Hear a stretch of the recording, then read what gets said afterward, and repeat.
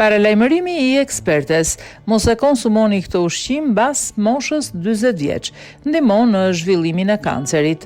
Pas moshës 40 vjeç, duhet të eliminoni këtë ushqim. Një nga momentet e rëndësishme të jetës është sigurisht 40 vjetori. Përveç ndryshimeve të shumta, nutricionistët këshillojnë edhe ndryshimin e dietës sepse është momenti I duhur për të hequr disa ushqime nga menyja.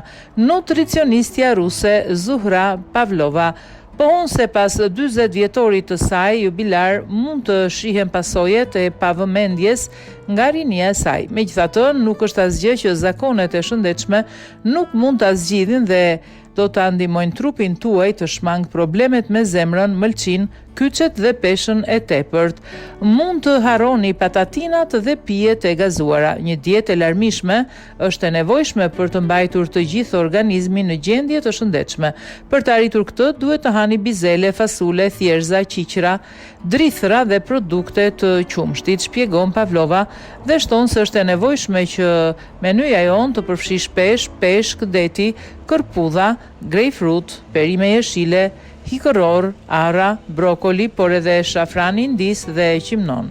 Gjithashtu, nutricionistja tregon se është e rëndësishme të konsumoni sa më shumë ujë, sepse luan një rol të madh në funksionimin e organizmit. Përveç ujit, në dietën e përditshme janë të dëshirueshme dhe çajrat bimor. Mjekja kujtoi dëmet që mund të shkaktojë ushqimi shpejt, pasi siç shpjegoi ajo, ushqimi I përpunuar dhe I skuqur, veçanërisht mishi, shkakton inflamacion të mëlçisë, enëve të gjakut dhe kyçeve, gjë që rezulton me probleme me lëkurën, metabolizmin dhe shtimin në peshë. Çfarë nuk duhet të hani pas moshës 40 vjeç?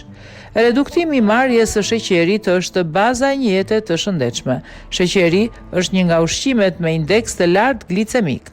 Përshpejton plakjen e trurit, është një lëndë djegëse e shkëlqyer për qelizat malinje, dëmton proteinat e indit lidhor të cilat plakin lëkurën, enët e gjakut dhe organet e brendshme.